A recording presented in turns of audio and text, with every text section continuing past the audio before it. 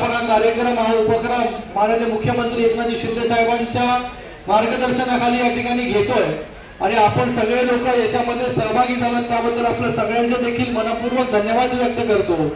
हा जो कार्यक्रम आहे समोरच्या लोकांनी खाली बसा, मागून बोलतात खाली बसा, त्यांना बघायचंय।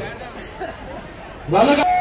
2 मिनिटं आपले घेतो मी की येणाऱ्या 22 तारखेला जे आपण सगळे लोक वाट पाहतोय की प्रभू श्रीरामांचं मंदिर हे अयोध्यामध्ये कधी होत आहे आणि कधी त्याच्यामध्ये जे प्रभू श्रीरामांचं आगमन त्या ठिकाणी होत आहे आणि ही वाट पाहत असताना आज सगळ्या शहरांमध्ये असेल पूर्ण देशामध्ये असेल एक राममय वातावरण जे आहे तयार झालेलं आहे।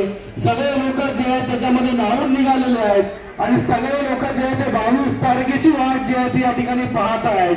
माननीय बाळासाहेब ठाकरेंची इच्छा होती, स्वप्न होतं, ती स्वप्नपूर्ती जी आहे ती 22 तारखेला या ठिकाणी या देशाचे यशस्वी प्रधानमंत्री नरेंद्रजी मोदी साहेब या ठिकाणी करतायत। ते नेहमी म्हणायचे की मी जर प्रधानमंत्री झालो तर काश्मीर मधलं 370 कलम आणि त्याचबरोबर अयोध्येमधलं राम मंदिर जे आहे ते मी उभं करून दाखवेन। आज दोन्हीही गोष्टी ज्या आहेत या देशाचे यशस्वी प्रधानमंत्री नरेंद्र मोदी साहेबांनी केलं आणि बाळासाहेबांची स्वप्नपूर्ती जी आहे ती या ठिकाणी झाली।